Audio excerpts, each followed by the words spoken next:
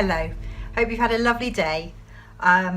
We are now on chapter 8 called The Pit, and I hope you don't mind, but I've got my coffee with me, so I've got my cup of coffee too. I cannot possibly describe to you what it felt like to be standing alone in the pitchy blackness of that silent wood in the small hours of the night. The sense of loneliness was overwhelming. The silence was as deep as death, and the only sounds that were the ones that I made myself. I tried to keep absolutely still for as long as possible to see if I could hear anything at all. I listened and listened. I held my breath and listened again. I had a queer feeling that the whole wood was listening with me. The trees and the bushes and the little animals hiding in the undergrowth and the birds roosting in the branches, all were listening. Even the silence was listening. Silence was listening to silence. I switched on the torch. A brilliant beam of light reached out ahead of me like a long white arm. That was better. Now, at any rate, I could see where I was going. The keepers would also see, but I didn't care about the keepers anymore. The only person I cared about was my father. I wanted him back. I kept the torch on and went deeper into the wood. "Dad!" I shouted.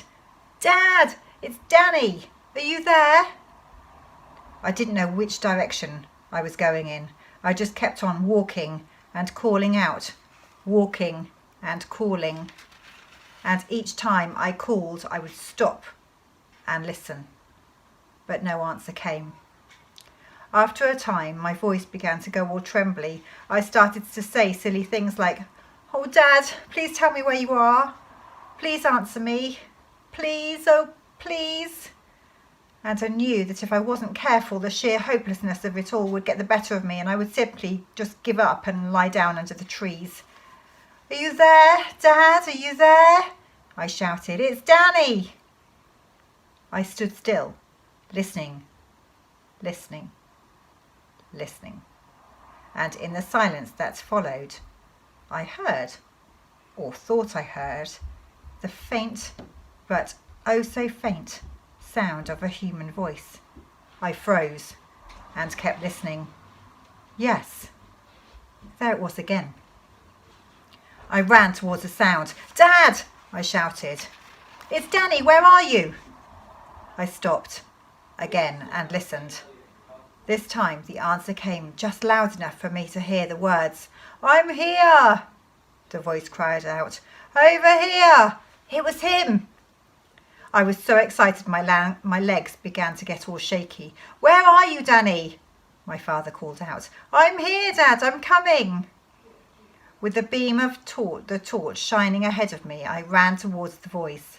The trees were bigger here and spaced further apart. The ground was a carpet of brown leaves from last year and it was good to run on. I didn't call out any more after that. I simply dashed ahead of me. And all at once his voice was right in front of me. "Stop, Danny, stop!" he shouted. I stopped dead. I shone the torch over the ground. I couldn't see him. "Where are you, Dad?" "I'm down here. Come forward, slowly, but be careful. Don't fall in." I crept forward.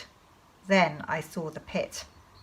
I went to the edge of it and shone the light downwards, and there was my father.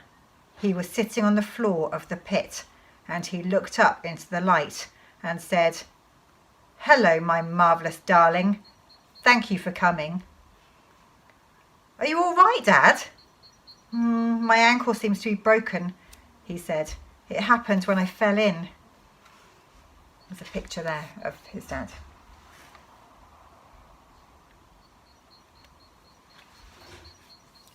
The pit had been dug in the shape of a square, with each side about 6 feet long, but it was the depth of it that was so awful. It was at least 12 foot deep. The sides had been cut straight down into the earth, presumably with a mechanical shovel, and no man could have climbed out without help. Does it hurt? I asked. Yes, he said. It hurts a lot. But don't worry about that. The point is, I've got to get out of here before morning. The keepers know I'm here and they're coming back for me as soon as it gets light. Did they dig the hole to catch people in? I asked. Yes, he said. I shone my light around the top of the pit and saw how the keepers had covered it with sticks and leaves and how the whole thing had collapsed when my father stepped on it. It was the kind of trap hunters in Africa dig to catch wild animals. Do the keepers know who you are? I asked. No, he said. 2 of them came and shone a light down on me, but I covered my face with my arms and they couldn't recognise me. I heard them trying to guess. They were guessing all sorts of names, but they didn't mention mine. Then one of them shouted, "We'll find out who you are right in the morning, my lad. And guess who's coming with us to fish you out?" I didn't answer. I didn't want them to hear my voice. "We'll tell you who's coming," he said. "Mr. Victor Hazel himself is coming with us to say hello to you." And the other one said, "Boy, I hate to think of what he's going to do to you when he gets his hand on you." They both laughed and then they went away. Ouch, my poor ankle. "Have the keepers gone, Dad?" "Yes," he said. "They've gone for the night." I was kneeling on the edge of the pit. I wanted so badly to go down and comfort him, but that would have been madness. "What time is it?" he said. "Shine the light down so I can see." I did as he asked. "It's 10 to 3, he said. I must be out of here by sunrise." "Dad," I said. "Yes?" "I bought the car. I came in the baby Austin." "You what?" he cried. "I wanted to get here as quickly as possible, so I drove it out of the workshop and came straight up here." He sat there staring at me.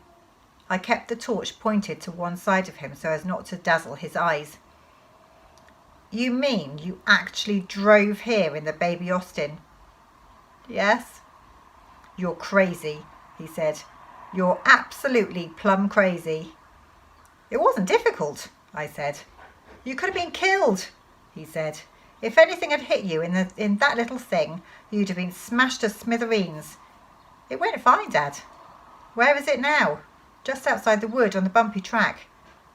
His face was all puckered up with pain and as white as a sheet of paper. "Are you all right?" I asked. "Yes," he said, "I'm fine." He was shivering all over, though it was a warm night. "If we could get you out, I'm sure I could help you get back to the car," I said. "You could lean on me and hop on one leg." "I'll never get out of here without a ladder," he said. "Wouldn't a rope do?" I asked. "A rope? Yes," he said. "Of course a rope would do it. There's one in the baby Austin. It's under the back seat. Mr. Pratchett always carries a tow rope in case of a breakdown." "I'll get it," I said. "Wait there, Dad." I left him and I ran back the way I had come, shining the torch ahead of me. I found the car. I lifted up the back seat. The tow rope was there, tangled up with the jack and the wheel brace. I got it out and slung it over my shoulder. I wriggled through the hedge and ran back into the wood. "Where are you, Dad?" I called out. "Over here," he answered. With his voice to guide me, I had no trouble finding him this time. "I've got the rope," I said. "Good. Now tie one end of it to the nearest tree." Using the torch all of the time, I tied one end of the rope round the nearest tree. I lowered the other end down to my father in the pit. He grasped it with both hands and hauled himself up into a standing position. He stood only on his right leg. He kept his left foot off the ground by bending his knee. "Oh, jeepers," he said, "this hurts."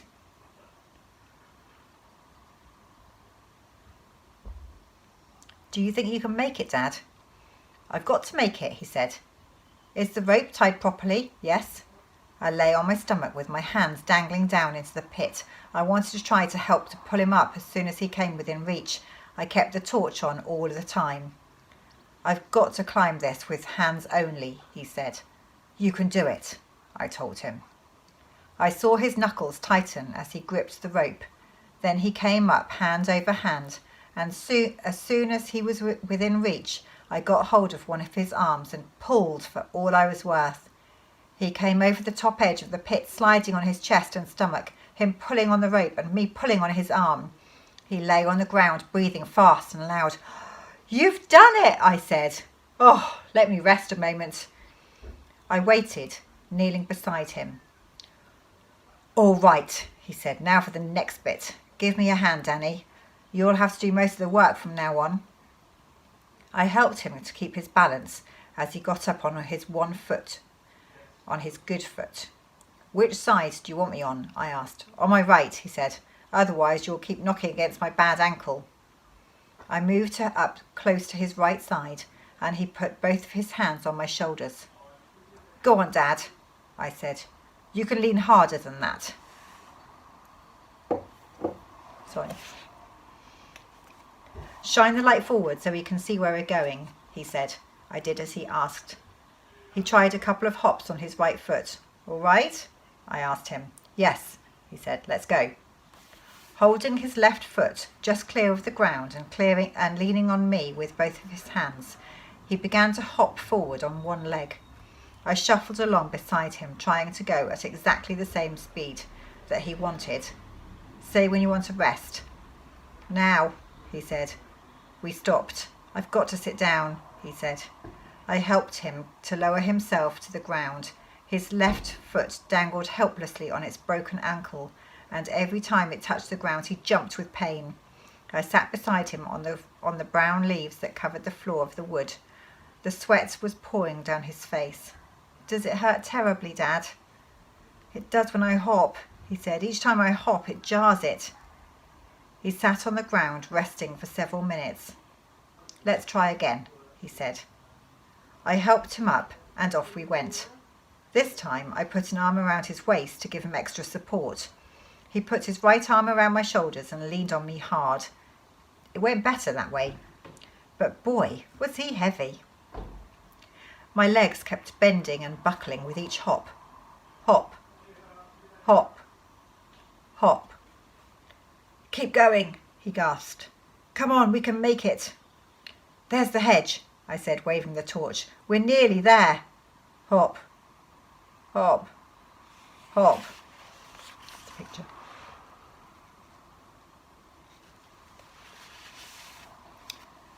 When we reached the hedge, my legs gave way and we both crashed to the ground. "I'm sorry," I said. "It's okay. Can you help me get through the hedge?" I'm not quite sure how he and I got through that hedge. He crawled a bit and I pulled a bit, and little by little we squeezed through and out the other side onto the track. The tiny car was only 10 yards away. We sat on the grassy bank under the hedge to get a breather. His watch said it was nearly 4 o'clock in the morning. The sun would not be up for another 2 hours, so we had plenty of time. "Shall I drive?" I asked. "You'll have to," he said. "I've only got one foot." I helped him to hop over to the car, and after a bit of a struggle he managed to get in. His left leg was doubled underneath his right leg, and the whole thing must have been agony for him. I got into the driver's seat beside him. "The rope," I said. "We left it behind." "Forget it," he said. "It doesn't matter." I started the motor and switched on the headlamps. I backed the car and turned it round, and soon we were heading down the hill onto the bumpy track. "Go slowly, Danny," my father said. "It hurts like crazy over the bumps." He had one hand on the wheel, helping to guide the car. We reached the bottom of the track and turned on the road. "You're doing fine," he said. "Keep going." Now that we were on the main road, I changed into second gear. "Rev her up a bit and go into third," he said. "Do you want me to help you?" "I think I can do it," I said. I changed into third gear. With my father's hand on the wheel, I had no fear of hitting the hedge or anything else, so I pressed down hard on the accelerator. The speedometer needle crept up to 40. Something big with headlamps blazing came rushing towards us. "I'll take the wheel," my father said.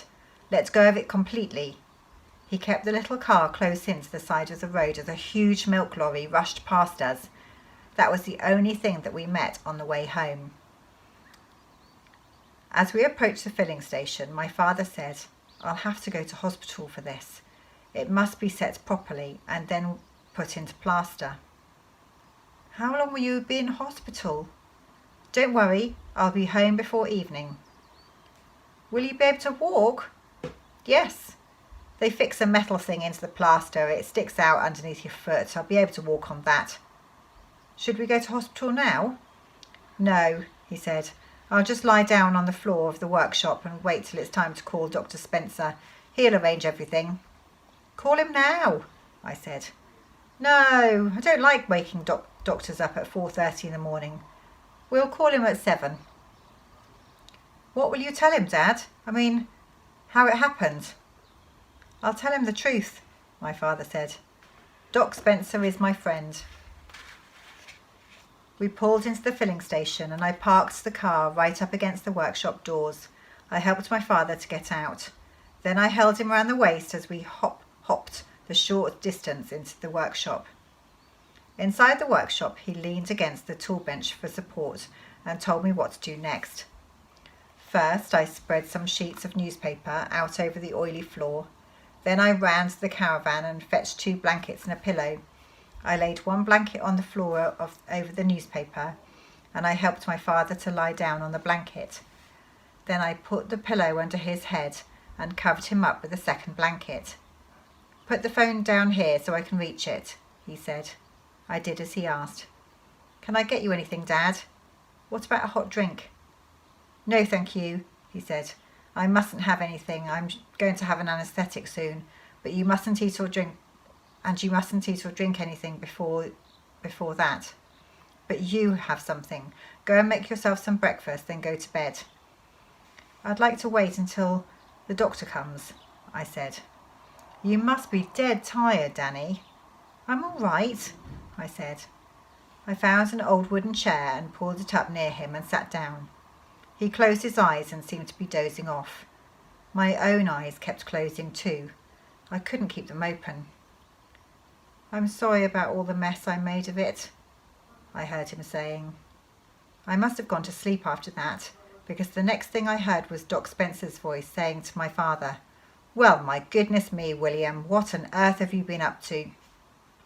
I opened my eyes and saw the doctor bending down over my father, who was still lying on the floor of the workshop. And that's the end of the chapter. So sleep tight if you're going to bed now, and I will see you tomorrow for chapter 9 called Doc Spencer. Bye bye.